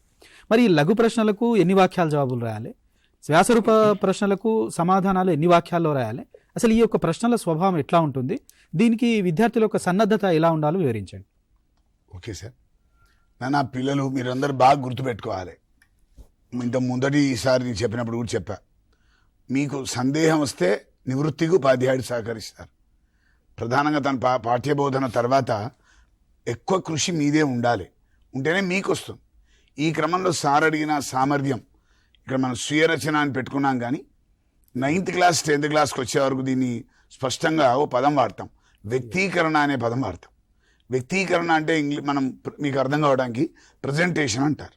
ఎవరు చేయాలి ప్రజెంటేషన్? మీరే చేయాలి, మీరే రాయాలి. ఆ ప్రశ్నలు అడగటానికి మీరు ఒకటి గుర్తుపెట్టుకోవాలి. ఎవరికైనా పిల్లలకి ముఖ్యంగా మీరు చేయని పని, మెజారిటీ పిల్లలు చేయని పని నేను చెప్తున్నాను. మీరు అసలు పుస్తకం చదవరు, పుస్తకం చదవకుండా వేరే నోట్స్ మీద ఆధారపడతారు. అది పూర్తిగా భిన్నమైన అంశం, తప్పు మార్గం. మీరు ఆధారపడాల్సింది, మనకు పుస్తకం హస్తభూషణం అంటారు. హస్తభూషణమే కాదు, మస్తక భూషణం కూడా గుర్తుపెట్టుకోండి మీరు. కాబట్టి పుస్తకాన్ని నమ్మండి, పుస్తకాన్ని పూర్తిగా అడుగడుగునా చదవండి. ఓ చిన్న లెక్క చెప్పి నేను మళ్ళీ దీంట్లోకి వెళ్తే, ఏం లెక్క లేదు. ఇప్పటి నుంచి చూసినా మీ యాన్యువల్ ఎగ్జామ్ 120 రోజులు ఉంది నాన్న. మన పుస్తకంలో 12 పాఠాలు ఉన్నాయి. ఒక్క పాఠం 5 పేజీల కన్నా ఎక్కువ ఉండదు, అంటే 60 పేజీలు ఉంటాయి. ఒక్క పేజీ చదవడానికి మీకు 2 రోజుల వ్యవధి ఉంది. ఇంకా అంటే ప్రతి పదాన్ని, ప్రతి వాక్యాన్ని క్షుణ్ణంగా చదివి అవగాహన చేసుకునే సమయం ఉంది. సమయం అనేది చాలా ఇంపార్టెంట్ నాన్న. ఎవరైతే ప్రణాళిక ఫాలో అవుతారో వాళ్ళు విజయం సాధిస్తారు. ఆ క్రమంలో ముందుగా స్వీయ వ్యక్తీకరణని ప్రశ్నలు ఎలా ఉంటాయి, జవాబు ఎలా రాయాలి అన్నప్పుడు మొదట మనం సార్ చెప్పినట్టు లఘు సమాధాన ప్రశ్నలు తీసుకున్నాం. మనకి 9th క్లాస్కి వచ్చేసరికి 5 నుంచి 6 వాక్యాలు రాయమంటారు. చాలా స్పష్టమేంటంటే చాలా చోట్ల జరుగుతున్న ఒక తప్పిదమే, సొంత మాటల్లో రాయమన్నారు కానీ సొంతగా రాయమనిలే. సొంతగా రాయమంటే ప్రశ్న ఒకటి, పాఠం ఒకటి, మీరు రాసే జవాబు మరొకటిగా ఉంటుంది. అలా ఉండకూడదు, అది కాదు. పాఠంలోని అంశాన్ని పుస్తక భాష కాకుండా పుస్తకంలో ఇచ్చిన అంశాన్ని యథాతథంగా రాయకుండా మీ మాటల్లో మీ పదజాలంతో మీ అవగాహనతో రాయమనడం దాని ప్రధాన అర్థం. 5 నుంచి 6 వాక్యాలు అన్నారు. ఈ 5 నుంచి 6 వాక్యాలు ఏం రాయాలి? ఇందాక ముందు కూడా చెప్పుకున్నాం, స్వభావం, అది చాలా ఇంపార్టెంట్. ఏమి అడిగాడు, దట్ ఈజ్ ఇంపార్టెంట్. మిమ్మల్ని అడిగింది ఏంటి, అడిగిన దానికి అనుగుణంగా రాయాలి. అడిగింది ఏంటో తెలవాలి అంటే 2 పదాలు ఉంటాయి నాన్న. తెలుగులో అయితే విషయము సందర్భము, విషయము సందర్భము. ఇంగ్లీష్లో చెప్తాను కంటెంట్ అండ్ కాంటెక్స్ట్. ఈ 2 తెలిస్తేనే లఘు సమాధాన ప్రశ్నలు చక్కగా రాస్తారు. బాగా గుర్తుపెట్టుకోండి. పాఠం మొత్తం రావడం ఒక ఎత్తు, అడిగిన ప్రశ్న ఎక్కడిది అనడం ఒక ఎత్తు. అది ఏ భాగం నుంచి అడిగాడు. తెలుగు పుస్తకంలో ఉన్న అడ్వాంటేజ్ అందరికీ తెలిసిందే, పాఠాన్ని మనం భాగాలుగా విభజించి ఇచ్చాం. ఏ భాగంలో ఏముందో తెలిస్తే కూడా లఘు సమాధాన ప్రశ్నలకు చక్కటి జవాబు రాయొచ్చు. ఇది చాలా కీలకం. ఇది మీరు ఏ సబ్జెక్ట్లో కూడా ఇంత వివరణాత్మకంగా పుస్తకాన్ని పాఠాన్ని భాగాలుగా చేసి ఇవ్వలేదు. అది మన పుస్తకానికే చెల్లిన ప్రధాన అంశం కూడా. ఇందులో మీరు కనుక చూసినట్టయితే ఒక ప్రశ్న చదివి మీకు ప్రశ్నలు చదివి వినిపిస్తాను, చూడండి. మీరు ధర్మార్జునులు అనే పేరు తగిన విధంగా ఉన్నదని భావిస్తున్నారా, ఎందుకు అన్నాడు. ఎప్పుడు చెప్తారు మీరు ఎందుకు అంటే? ఆ పాఠం తగిన విధంగా, ఆ ప్రశ్నకు తగిన విధంగా ఉన్నదని భావిస్తున్నారా అని అడిగాడు. భావిస్తున్నారా. అట్లానే ఇంకో పాఠం అదే ప్రశ్న తీసుకుందాం. పాండవులు ఉదార స్వభావులు, సమర్థిస్తూ రాయండి అన్నాడు. మీరు చూడండి, సూటిగా ఉండదు. ఇంకో విషయం చెప్తున్నాను, నేను పాఠ్య అంశము వెనక అభ్యాసాలలో ఇవి చేయండిలో ఉన్న ప్రశ్నలనే ఉదాహరణగా తీసుకున్నాను. ఇప్పుడు మళ్ళీ పరీక్ష వచ్చేసరికి ఈ ప్రశ్నలు కాకుండా పాఠానికి అనుగుణంగా బయట ప్రశ్నలు ఇస్తున్నాం. అంటే మీకు పాఠం పట్ల ఎంత పట్టుంటే ఆ ప్రశ్నలు రాయగలుగుతారు. అంటే ఆ వాక్యం ఎక్కడిదో స్పష్టంగా తెలియాలి. పాండవులు ఉదార స్వభావులు, సమర్థిస్తూ రాయండి అని అన్నారు. అంటే చూడండి, అట్లనే 2వ పాఠంలోకి వెళ్దాం. సరే, అవన్నీ ఆటలో ఉండేవేగా అని బూరుగుల వారు అనేవారు. అసలు ఆ పదం ఎందుకన్నా, ఆ వాక్యం ఎప్పుడన్నాడు, ఏ సందర్భంలో అన్నాడు, ఎవరిని ఉద్దేశించి అన్నాడు అంటే ఎప్పుడు రాస్తావు? ఆ పాఠంలో ఆ భాగం, ఆ పేర ఎక్కడుందో తెలియాలి మీకు. నెక్స్ట్ చూడండి, ఎందుకనేవారు, దానికి గల కారణాలు. మళ్ళీ ముకురాల రామరెడ్డి పాట విన్నారు కదా, దీని ఆధారంగా పాలమూరు కూలి జీవితం ఎట్లా ఉండేదో ఊహించి రాయండి అన్నారు. పాఠమేమో వలస కూలి. మనం ఇక్కడ రామరెడ్డి కవి, మళ్ళీ కవి పాట విన్నారు కదా, దాని ఆధారంగా మహబూబ్నగర్ ప్రాంత జీవితాన్ని రాయమంటున్నాడు. అట్లానే నెక్స్ట్ తీసుకోండి, అందులోనే ఎప్పుడు వస్తావు లేబరీ, పాలమూరి జాలి అనడంలో కవి ఉద్దేశాన్ని మీరు ప్రశ్నల ట్యాగులు చూడాలని చదివే వాటిల్లో ఒకటి భావిస్తున్నారా, ఇంకోటి సమర్థిస్తూ రాయండి, ఇంకోటి కారణాలు రాయండి, ఇంకోటి ఊహించి రాయండి, తర్వాత కవి ఉద్దేశాన్ని రాయండి. ఒక్క ట్యాగ్ కూడా సేమ్ లేదు నాన్న. అంటే ఏం అడిగాడు అని పదం వాడా చూడండి, అడిగింది తెలిపేది ట్యాగ్. అది తెలిస్తేనే ఉద్దేశం అన్నప్పుడు కవి ఉద్దేశం రాయాలి, భావిస్తున్నారా అన్నప్పుడు మీ అభిప్రాయం రాయాలి, ఊహించి రాయండి అంటే దానికి అనుగుణంగా రాయాలి, కారణాలు రాయాలి అంటే పర్టికులర్గా పాఠంలో ఉన్న అంశాలే రాయాలి, సమర్థిస్తూ రాయాలి అంటే అది ఎందుకో రాయాలి పాఠం ఆధారంగా. ఏది రాసినా పాఠం ఆధారంగానే మనం రాయాల్సి ఉంటుంది అనేది కీలకం. ఆ తర్వాత నెక్స్ట్ 3 ప్రశ్నలు ఉన్నాయి చూడండి, ఒక నిమిషం. అందులో ప్రజల భాష అంటే మీరు ఏం అర్థం చేసుకున్నారో రాయండి అన్నాడు. తర్వాత చూడండి, దీక్షకు సిద్ధం కండిలో ఉంటుంది, గాంధీజీ సిద్ధాంతాలకు అనుగుణంగా తెలంగాణ సాధించాలనడంలో ఆంతర్యం ఏమిటి, దాని లోపల ఉన్న ఉద్దేశం ఏమిటి అనే దాన్ని ఆంతర్యం ఏమిటి అని అడిగాడు. ఆ తర్వాత నువ్వు ఎట్లా చెప్తావనే ఒక ప్రశ్న ఉంటుంది, అంతరార్థం ఏమిటి అనే ప్రశ్న ఉంది. ఇంకా కవి పరిచయం విషయంలో ఒక ప్రత్యేక విధానం ఉంది. ఇక్కడ చూడండి, పాఠం ఆధారంగా ఇల్లిందల సరస్వతీదేవి రచనా విధానం ఎట్లా ఉన్నదో రాయండి అన్నాడు. మీరు చూడండి, ఇక్కడ జవాబు రాసేటప్పుడు 3 మార్కుల ప్రశ్న ఇది. దీన్ని రాసేటప్పుడు కవి పరిచయాన్ని యాజ్ ఇట్ ఈజ్గా రాస్తే మీకు మార్కులు ఇవ్వరు, దిద్దేవాళ్ళు ఇవ్వరు.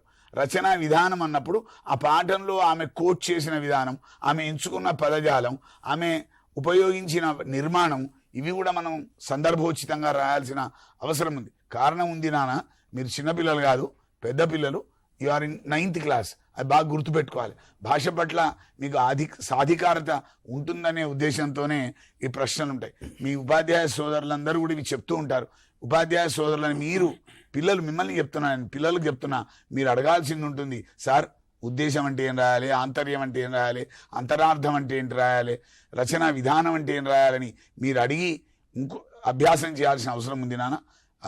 దీన్ని కొద్దిగా మళ్ళొకసారి మీకు గుర్తు చేయడానికే ఈ సందర్భాన్ని వాడుకున్నాం. ధన్యవాదాలు సార్.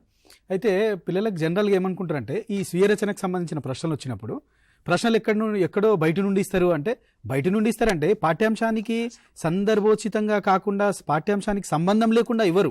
బయట నుండి మీన్స్ ఏంది అంటే మీకు ఆ పాఠం ఎంతవరకు అర్థమైంది. కాబట్టి సార్ ఇంకో విషయం చెప్పిండు ఇంపార్టెంట్ ఏంది, ట్యాగ్, క్వశ్చన్ ట్యాగ్ ఇంపార్టెంట్. అంటే అక్కడ వివరించమన్నాడా, సమర్థించమన్నాడా, మీ అభిప్రాయం రాయమన్నాడా, కవి అభిప్రాయం రాయమన్నాడా, ఉద్దేశం రాయమన్నాడా, ఈ ట్యాగులు ఇంపార్టెంట్. కాబట్టి దానికి అనుగుణంగా జవాబు రాయాల్సి ఉంటుంది. తర్వాత విద్యార్థులు చాలామంది ఇంకో ప్రశ్న అడుగుతుంటారు, సార్ ఈ ప్రశ్నలకు జవాబులు పేరా రూపంలో రాయాలా లేదంటే మనం పాయింట్స్ రూపంలో రాయాలని. అంటే అది ప్రశ్నల స్వభావం మీద ఆధారపడి ఉంటుంది. ఇప్పుడు వివరించండి అన్నాడు, మనం పాయింట్ వైజ్గా రాస్తే వివరణ కరెక్ట్ కాదు. అదే మనం కారణాలను చెప్పండి అన్నప్పుడు మనం కారణాలు పెడుతూ రాయొచ్చు మనం. అంటే దీనికి కూడా ఏంటంటే విద్యార్థుల ప్రశ్నల స్వభావాన్ని బట్టి జవాబు రాయాల్సి ఉంటుంది. ఆ ప్రశ్నను బట్టి మనం విద్యార్థుల జవాబు ప్రజెంట్ చేయాల్సి ఉంటుంది.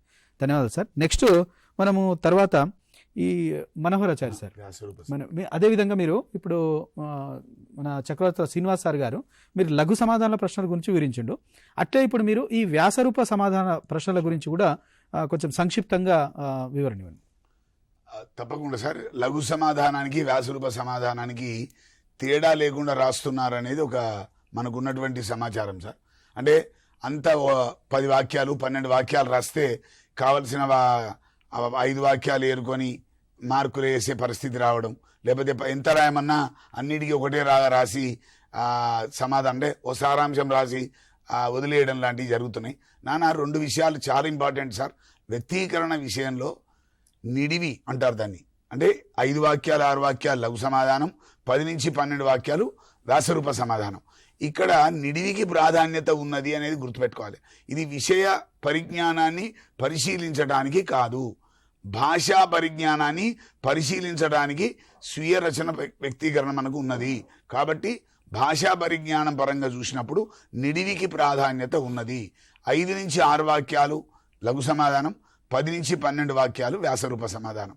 వ్యాసరూప సమాధానమైన లఘు సమాధానమైన ఎట్టి పరిస్థితిలో మన పరీక్షలో పాయింట్ వైజ్ రాసే అవకాశం లేదు.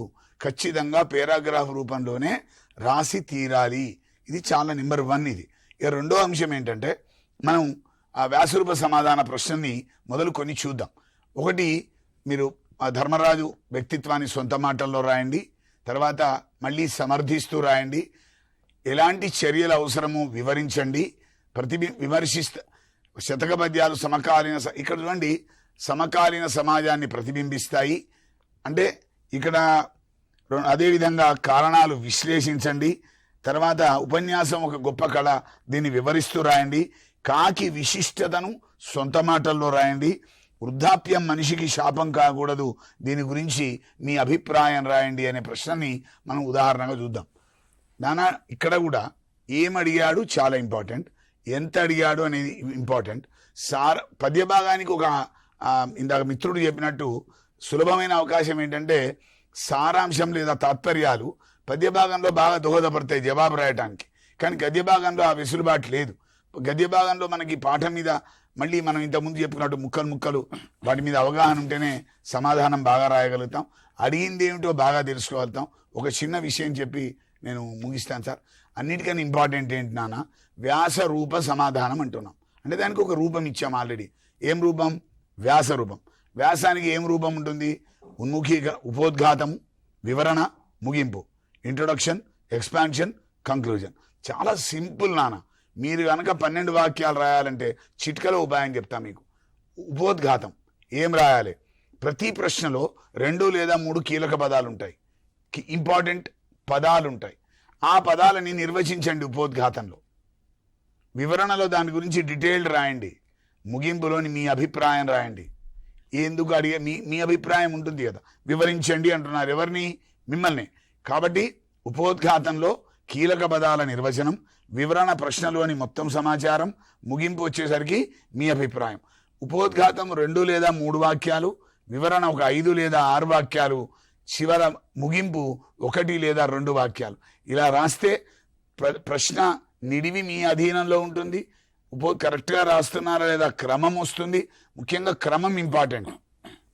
వాక్య నిర్మాణం, వాక్య క్రమం, పదజాలం, విషయము, అక్షర దోషాలు వీటన్నిటిని దృష్టిలో పెట్టుకొని మీకు 7 మార్కులు ఇవ్వడం జరుగుతుంది.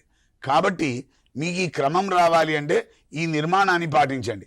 ఇదే లఘు సమాధానానికి తీసుకున్నట్టయితే చాలా సింపుల్ నాన్న. ఇక్కడ 3 వాక్యాలు ఉపోద్ఘాతం అనుకున్నాం, 6 వాక్యాలు 5 లేదా 6 వాక్యాలు వివరణ అనుకున్నాం, 1 లేదా 2 ముగింపు అనుకున్నాం. చిన్న ప్రశ్నకు దాన్నే 1 లేదా 1.5 ఒక 2 వాక్యాల లోపు ఉపోద్ఘాతం, ఒక 2 నుంచి 3 వాక్యాలు వివరణ, 1 వాక్యం ముగింపు కనుక చేస్తే లఘు సమాధానం. అంటే కరెక్ట్గా చెప్పాలి అంటే నేను ఒక ఉపాధ్యాయుడిగా అయినప్పటికీ మేము కూడా జవాబులు రాస్తూ ఉంటాం, మేము రాసుకొని చూస్తాం. కాబట్టి ఆ క్రమాన్ని మేము కూడా పాటిస్తాం. ఇంకోటి వ్యక్తీకరణ, స్వీయ రచన ఉపాధ్యాయ మిత్రులందరూ తరగతి గదిలోనే నిర్వహిస్తున్నారు. కాబట్టి పిల్లలు తరగతి గదిలోనే మీరు రాయాలి, మీ సొంత మాటల్లో రాయాలి, మీరే రాయాలి. రాసిన దాన్ని ఉపాధ్యాయుని సూచనలతో సవరించుకోవాలి. అప్పుడు మాత్రమే అడిగిన వాటికి రాయగలుగుతారు. కాబట్టి ఈ విషయాన్ని కొద్దిగా శ్రద్ధ వహించాల్సిందిగా సూచిస్తున్నాను. ధన్యవాదాలు సార్. ఈ లఘు మరియు వ్యాసరూప సమాధాన ప్రశ్నలు రెండింటికి సంబంధించి నేను ముక్తాయింపు ఇచ్చాను కాబట్టి తర్వాతి ప్రశ్నలోకి వెళ్దాం. చారి సార్, మీరు చెప్పండి, ఈ సృజనాత్మకత అంశం లోపల మనకి ఈ ప్రత్యేకంగా 9వ తరగతి పాఠ్యపుస్తకంలో ఎన్ని ప్రక్రియలు పరిచయం చేయబడ్డాయి, వీటికి విద్యార్థుల యొక్క సన్నద్ధత ఎలా ఉండాలి? తప్పకుండా సార్. ఈ వ్యక్తీకరణ సృజనాత్మక సామర్థ్యంలో అతి ముఖ్యమైంది ఈరోజు పిల్లల్ని సృజనాత్మకత కలిగినటువంటి విద్యార్థులుగా తయారు చేయడంలో భాగంగా హై స్కూల్ దశ చాలా అద్భుతంగా ఉపయోగపడుతుంది. 6వ తరగతి నుండి మనం సృజనాత్మక ప్రక్రియలు పెట్టడం జరిగింది. 3వ తరగతి నుండే ప్రవేశపెట్టాం. 6వ తరగతి నుండి పిల్లలు రాస్తున్నారు. ఆ ప్రక్రియలు ఇప్పుడు సార్ అడిగినట్టు మనకు 9వ తరగతిలో మొదటి పాఠం నుండి చివరి పాఠం వరకు కొన్ని ప్రతి అభ్యాసాలలో సృజనాత్మక ప్రశ్న 1 లేదా 2 కనీసం 1 పెట్టడం జరిగింది. అంటే 12 పాఠాలకి 12 ప్రశ్నలు అయితే ఖచ్చితంగా సృజనాత్మకత ప్రక్రియలు ఉన్నాయి. అవేనా లేకపోతే ఇంకా కింది తరగతుల్లో కూడా అడిగినటువంటి సృజనాత్మక ప్రక్రియలు కూడా వస్తాయి? ఇప్పుడైతే ముందు 9వ తరగతిలో ప్రవేశపెట్టబడినటువంటి మనం ప్రశ్నించినటువంటి పరిచయం చేసినటువంటి సృజనాత్మక ప్రక్రియల్ని చూద్దాం. అయితే ఈ సృజనాత్మకత అనేది పిల్లలు స్వీయ రచన సొంతంగా వ్యక్తీకరించినట్టు సృజనాత్మకత కూడా సొంతంగానే వ్యక్తీకరించాలి. ఇది సొంత క్రియేషన్ ఇంకిది. కాబట్టి ఆ క్రియేషన్ పిల్లలతోటి సాధ్యమైద్దా అంటే అవుతుంది. అది ఎందుకంటే ఎవరో కవి అన్నట్టు, ఆదిమ కాలం నందు ఆనది తీరాలందు గూడులు నిర్మించి జనం గుంపు గూడి బ్రతుకునప్పుడు ఆకలి మంటల మాటున ఆకలి తీరే వేటలో అలమట చెందే ఊపిరి అలసటయే మొదటి పాట. అంటే గూడాల్లో నిర్వహించేటువంటి ఆదిమానవుడు కూడా అలసట మర్చిపోవడానికి పాటలు సృష్టించుకున్న భాష మనది. కాబట్టి ఈ సృజనాత్మక ప్రక్రియలు చేస్తాడు. ఇక మనకు 9వ తరగతిలో పరిచయమైనటువంటి ప్రక్రియలు చూడండి ఒకసారి. అభినందన వ్యాసం అంటే మొదటి పాఠం నుండి చివరి పాఠం వరకు ఆ పాఠ్యాంశాలలో అభ్యాసాలలో ఉన్నటువంటి ప్రక్రియల్ని ఇక్కడ మీకు ముందు చూపించాను. అభినందన వ్యాసం అది పరిచయం అయింది, ఈ తరగతిలో పరిచయం అయింది. కవిత కింది తరగతుల్లో పరిచయం అయింది. గేయం కూడా కింది తరగతుల్లో పరిచయం అయింది. అట్లాగే లేఖ కింది తరగతుల్లో పరిచయం అయింది. ప్రశ్నావళి, కథ ఇవి కూడా కింది తరగతిలోవే. కరపత్రం 9వ తరగతిలో పరిచయం చేయబడ్డది. ఏకపాత్రాభినయం, శర్మిష్ట ఏకపాత్రాభినయం రాయమని అది ఇందులోనే పరిచయం చేయబడింది. వ్యాసం అది కింది తరగతుల నుండే. ప్రసంగ వ్యాసం అనేది పరిచయం చేయబడ్డది. సంభాషణ కింది తరగతిలో. ఇవన్నీ కాకుండా మనకు ఇప్పుడు ఇందులోకి వస్తే వీటి మీద మనం ప్రశ్నలు అడిగేటువంటి అవకాశం ఉంది. వీటి మీద పిల్లలకు కూడా అవగాహన కావాల్సినటువంటి అవకాశం ఉంది. దీని తర్వాత అయితే ఇప్పుడు కింది తరగతుల్లో పరిచయమైనటువంటివి ఆత్మకథ, ఆహ్వాన పత్రం, సూక్తులు, నినాదాలు, ప్రకటన, పోస్టర్. ఇప్పుడు వీటి ప్రకారం చూస్తే మనం పైనుండి అభినందన వ్యాసం ఉంది. అభినందన వ్యాసం మనకు పాఠమే ఉంది. ఆ పాఠం ఒక వ్యక్తిని ప్రశంసిస్తూ రాసినటువంటి వ్యాసం అన్నమాట. మనకి ఇది పరీక్షలో ఎట్లా అడుగుతాడు అంటే, మీకు తెలిసినటువంటి ఒక వ్యక్తిని అభినందన వ్యాసం రాయండి, మీకు తెలిసినటువంటి ఒక వ్యక్తిని గురించి అభినందన వ్యాసం రాయండి అని ప్రశ్న ఉందనుకోండి, ఆల్రెడీ పాఠం వెనుక ఉంది. అది డైరెక్ట్గా ప్రశ్న రూపంలో అడగం. ఏమడుగుతాం, మళ్ళీ వేరే వ్యక్తి మీద, లేకపోతే ఈ పాఠ్యాంశాలలో ఉన్నటువంటి ఏదో ఒక వ్యక్తి మీద ధర్మరాజును అభినందిస్తూ అభినందన వ్యాసం రాయమనో, లేకపోతే ఇంకేదైనా మీ తండ్రిని అభినందిస్తూ అభినందన వ్యాసం రాయమనో, ఒక ప్రత్యేకమైనటువంటి ఒక వ్యక్తిని చూపిస్తూ అభినందిస్తూ అభినందన వ్యాసం రాయమని అడుగుతాం అన్నమాట. అట్లాగే శ్రమజీవుల వలసలను దృష్టిలో ఉంచుకొని ఒక కవిత రాయండి అన్నాం అనుకోండి. ఇప్పుడు అక్కడున్న అది పాఠంలో ఉన్న ప్రశ్న, అది అడగకుండా ఇంకొక అంశం మీద కవిత రాయమంటాం. ఏదో వర్షం మీద, వర్షం పాఠం ఉంటే వర్షం మీద కవిత రాయమనో పిల్లలు రాస్తుంటారు. చిన్నపిల్లలు 8వ తరగతి అమ్మాయి ఏదో కవిత రాసింది, వర్షం గురించి రాయమంటే ఆకాశంలో మబ్బులు కమ్ముకున్నాయి, ఉరుములు ఉరుముతున్నాయి, మెరుపులు మెరుస్తున్నాయి, పిడుగులు రాలుతున్నాయి, వర్షం వస్తుందా అనిపిస్తుంది, వర్షం వచ్చేసింది. అరే 8 పంక్తులు ఎవరా అంటే, వాగులైంది, వంకలైంది, పొంగింది, పారింది, గోదాట్లో కలిసింది అని రాసి. అంటే 8వ తరగతి స్థాయి అమ్మాయి వర్షం గురించి రాసినటువంటి కవిత ఇదేనా అంటే అంతే. అంటే సి.నారాయణ రెడ్డి లెవెల్లో వాళ్ళు రాయరు కదా. కాబట్టి ఈ ప్రక్రియ ఒక అంశం గురించి చిన్న చిన్న వాక్యాలని, చిన్న చిన్న పదాలని భావయుక్తంగా పేర్చితే అది కవిత. గేయం పాడుకునే రూపంలో ఉంటే అది గేయం అవుతుంది. లేక మనకు 3వ తరగతి నుండే పరిచయం అయింది కాబట్టి అది అందరికీ తెలిసిందే. ప్రశ్నావళి అంటే ఒక క్రమంగా 10 ప్రశ్నలు తయారు చేయాలి, అందరికీ తెలిసిందే. అది వ్యక్తిగతంగా 2-3 ప్రశ్నలు, వృత్తిగతంగా 2-3 ప్రశ్నలు అడుగుతాం అన్నమాట. కథ, ఇప్పుడు మనం పరీక్షలో కథకు సంబంధించినటువంటి ప్రశ్న అడగడం లేదు కాబట్టి కథ చిన్నపిల్లలకి రాయడం అలవాటైతే, చిన్నగా ఊహాత్మకంగా రాయడం అలవాటైతే మంచిదే, కానీ పరీక్షలో మనం ఆ ప్రశ్న అడగడం లేదు. కరపత్రం ఆల్రెడీ ఒక పాఠమే ఉంది, దీక్షకు సిద్ధం కండి అనేది ఒక పాఠమే ఉంది కాబట్టి దానికి ఇంతకుముందు మిత్రుడు కూడా ఒక ఉదాహరణ చూపించాడు. దానికి ఒక శీర్షిక ఉంటుంది, విషయ వివరణ ఉంటుంది, కింద ఎవరు సమర్పిస్తున్నారో సమర్పించేటువంటి ప్రచురణకర్త పేరు ఉంటుంది. ఈ మార్కుల విభజన కూడా శీర్షికకో మార్కు, కింద ప్రచురణకర్తకో మార్కు, విషయ వివరణకు మిగతా 5 మార్కులు, అందులో అక్షర దోషాలు ఉంటే 1 మార్కు తీసేయడం అనే విధానం ఉంది. కాబట్టి ఏకపాత్రాభినయం, ఒక వ్యక్తి, 2 వ్యక్తులు మాట్లాడితే సంభాషణ అందరికీ తెలిసిందే. ఒక వ్యక్తి మాట్లాడితే ఏకపాత్ర. అంటే నువ్వు రుద్రమాదేవి ఏకపాత్రాభినయం రాయమని, లేకపోతే తెలంగాణ తల్లి ఏకపాత్రాభినయం రాయమంటే నువ్వు తెలంగాణ తల్లివి అయిపోవాలన్నమాట. నువ్వు చీమ ఏకపాత్రాభినయం రాయమంటే నువ్వు చీమ అయిపోవాలి. వేదిక మీద చీమ వచ్చి మాట్లాడితే ఏం మాట్లాడుతుంది, నువ్వే చీమవు, ఏం మాట్లాడతావో రాయి. అది 10 వాక్యాల రూపంలో రాస్తే అది ఏకపాత్ర. వ్యాసం అందరికి తెలిసింది, ఇప్పుడు మిత్రుడు కూడా చక్రవర్తుల వారు కూడా వివరించాడు వ్యాస రూపం. అది 10-12 వాక్యాలకు మించకుండా, పేజీలు రాయకుండా 10-12 వాక్యాలలో వ్యాసాన్ని సంక్షిప్తంగా చెప్తే అదొక ప్రక్రియ. ప్రసంగ వ్యాసాన్ని కూడా మనం పరీక్షల్లో అడగడం లేదు, అదొక పాఠం ప్రక్రియగా పెట్టుకున్నాం. కానీ ప్రసంగించిన దాన్ని రాసుకోవడం అనేది మనం పరీక్షలు తీసుకుంటున్న సందర్భాలు తక్కువ. సంభాషణ అందరికీ తెలిసిందే, 2 వ్యక్తులు మాట్లాడుకోవాలి, అందులో క్రియలు ఉండద్దు, చేశాడు అన్నాడు అని ముగింపులు ఉండద్దు. డైరెక్ట్గా రాముడు భీముడు, రాముడేమన్నాడు భీముడేమన్నాడు చెప్పుకుంటూ పోతే సరిపోతుంది. ఇక కింది తరగతిలో వచ్చినటువంటి ప్రక్రియలు ఇవి. ఇందులో మనం ప్రకటన పోస్టరు 6-7 తరగతులకు పరిమితం చేస్తున్నాం, వాటిని మనం అడగడం లేదు 9-10 తరగతులు. ఆత్మకథ ఇది ఏకపాత్రకు దగ్గరగా ఉంటుంది, తన గురించి తాను చెప్పుకునేది ఆత్మకథ అందరికీ తెలుసు, అయిపోయింది. ఆహ్వాన పత్రంకి లేఖకి కరపత్రానికి కొద్దిగా దగ్గర సంబంధం ఉంటుంది. ఆహ్వాన పత్రంలో కూడా ఎవరు ఆహ్వానిస్తుందో ఉంటుంది, కరపత్రంలో కూడా కింద ఎవరు ప్రచురిస్తుందో ఉంటుంది. తర్వాత ఇంకొకటి అంతే, లేఖనే. కాబట్టి సూక్తులు, నినాదాలు అవి కొత్తగా క్రియేట్ చేయాల్సినటువంటివి. ఈ రకంగా మనం ఈ 9వ తరగతిలో వచ్చినటువంటి సృజనాత్మక ప్రక్రియలకి, ప్రశ్నలోకి సమాధానాలు పిల్లలు రాసేలాగా ఉపాధ్యాయుడు తర్ఫీదిస్తూ పిల్లలు ఆ కోణంలో ప్రయత్నం చేస్తే సఫలీకృతులు అవుతారు. ధన్యవాదాలు సార్, చాలా వివరణాత్మకమైనటువంటి సమాధానం ఇచ్చారు మీరు. ఇప్పుడు అదేవిధంగా చక్రవర్తుల శ్రీనివాస్ సార్ గారు, ఈ సొంత వాక్యాలు, అర్థాలు, వ్యుత్పత్తి అర్థాలు, ప్రకృతి వికృతులు, వీటికి ఇవి ఎక్కడి నుండి ఇస్తారు? పద విజ్ఞానంలో నుంచే ఇస్తారా? పాఠ్యాంశం వెనకాలన్న పదాలే వస్తాయా? దీనికి విద్యార్థుల యొక్క సన్నద్ధత ఎట్లా ఉండాలి? తప్పకుండా సార్. ముఖ్యంగా ఆబ్జెక్ట్ టైప్లో అంటే ప్రశ్నపత్రం ప్రస్తావన వచ్చింది కాబట్టి ఆబ్జెక్ట్ టైప్లో 10 మార్కులు మనకు పదజాలానికి ఉండడం జరిగింది. ఈ 10 మార్కులు విద్యార్థులకు రావడం అంటే ఇంతకుముందే చెప్పాను, పాఠ్యపుస్తకమే సర్వం. పాఠ్యపుస్తకంలో కేవలం వెనక ఇచ్చినవి కాదు, పాఠ్యాంశంలో ఉన్న ప్రతి పదం కూడా అడగడానికి యోగ్యత కలిగింది. మరి ఇవి రావాలి అంటే ఏం చేయాలి అంటే మీ పిల్లలు మీకు ముఖ్యంగా 2-3 పుస్తకాలు, ముఖ్యంగా ఒకటి తరగతి గదిలో నిరంతరం ఉపయోగిస్తున్న నిఘంటువు చాలా కీలకం. నిఘంటువు తర్వాత విద్యార్థి కల్పతరువు మీ లైబ్రరీ నుంచి, ఇంకొక అంశం పూర్వగాథా లహరి.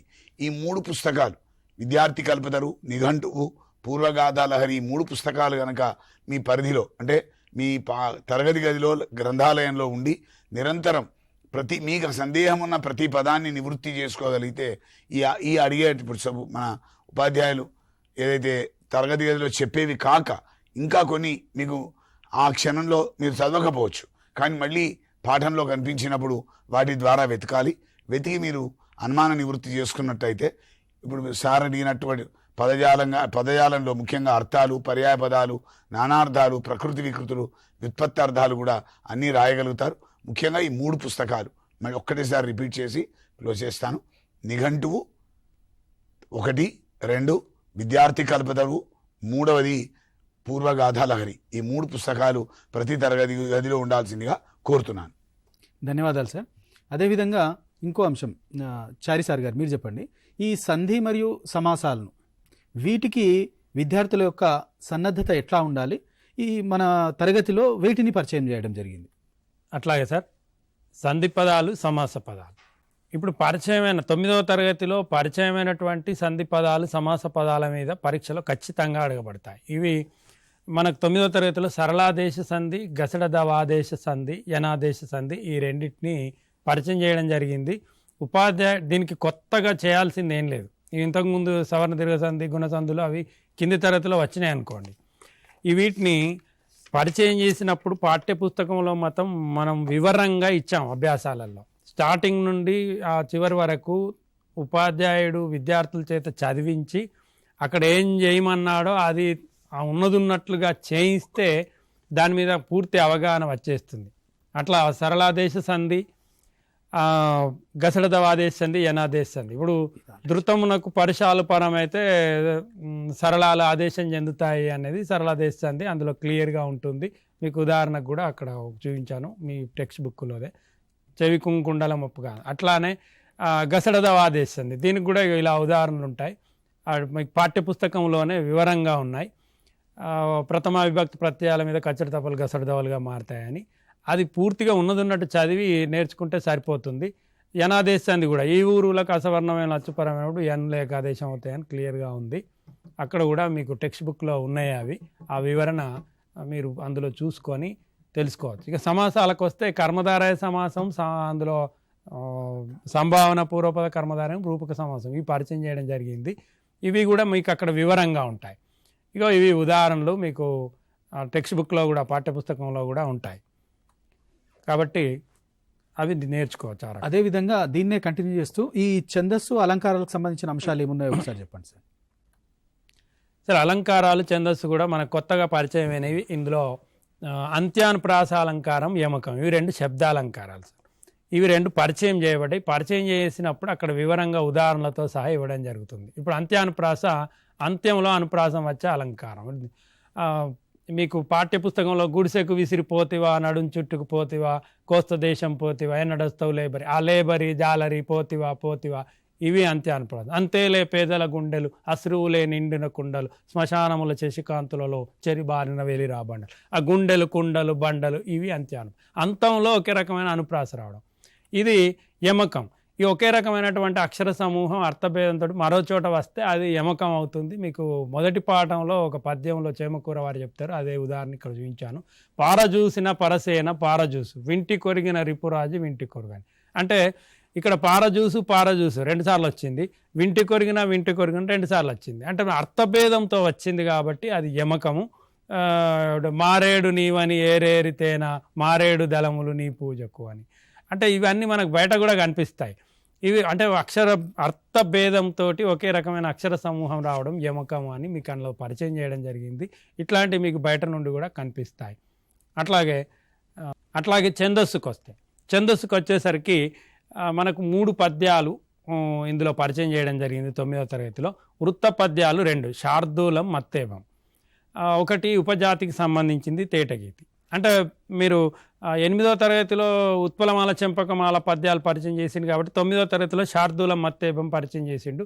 అక్కడ క్లియర్గా ఆ పద్య పాదము దాన్ని ఘన విభజన ఎట్లా చేయాలి, దానిలో యతి ఏంటి, దాని ప్రాస ఏంటి, దానికి సంబంధించిన అది ఈ వివరాలన్నీ అందులో ఉంటాయి. మీకు గణాలు అయితే మసజస్త తత్తగా శార్దూలానికి వస్తాయి. యతి 13వ అక్షరం ఉంటుంది, ప్రాస నియమం ఉంటుంది, 4 పాదాలు ఉన్న వృత్త పద్యం ఇది అని మీకు క్లియర్గా అందులో తెలుస్తుంది. అట్లాగే మత్తేబంకి వస్తే ఇది గణాలు సబరణమయం అనే గణాలు వస్తాయి. దీనికి యతి మారుతుంది, 14వ అక్షరం యతి అవుతుంది. ప్రాస నియమం దీనికి కూడా ఉంటుంది, 4 పాదాల వృత్త పద్యం. ఇక మీరు తేటగీతికి వచ్చారు అనుకోరు, ఇది డిఫరెంట్. ఇది మీకు ఈ వృత్తపద్యం కాదు, ఉపజాతి కాబట్టి ఇది సూర్య ఇంద్ర గణాలతో ఏర్పడుతుంది. సూర్యుడొక్కని మీద సురరాజులు ఇద్దరు దినకరద్వయంబు తేటగీతి అన్నట్టు ఒక సూర్యగణం, 2 ఇంద్రగణాలు, 2 సూర్యగణాలు వరుసగా వస్తే అది తేటగీతి గణాలు అన్నమాట. యతి 4వ గణం యొక్క మొదటి అక్షరం ఉంటుంది, దీనికి ప్రాస నియమం ఉండదు, ఇది ఒకటి గుర్తుపెట్టుకోవాలి. ఇది 4 పాదాల ఉపజాతి పద్యం. ఈ రకంగా మీకు 9వ తరగతిలో ఈ 3 పద్యాలు పరిచయం చేయడం జరిగింది. అది మీ ఉపాధ్యాయుల సహకారంతో తెలుసుకోండి. ధన్యవాదాలు. ధన్యవాదాలు సార్. ఈరోజు మనము 9వ తరగతికి సంబంధించినటువంటి వివరణాత్మకమైనటువంటి విషయాలు తెలుసుకున్నాం. అదేవిధంగా మరొక సందర్భంలో మళ్ళీ కలుసుకుందాం. అంతవరకు సెలవు మరి. నమస్కారం.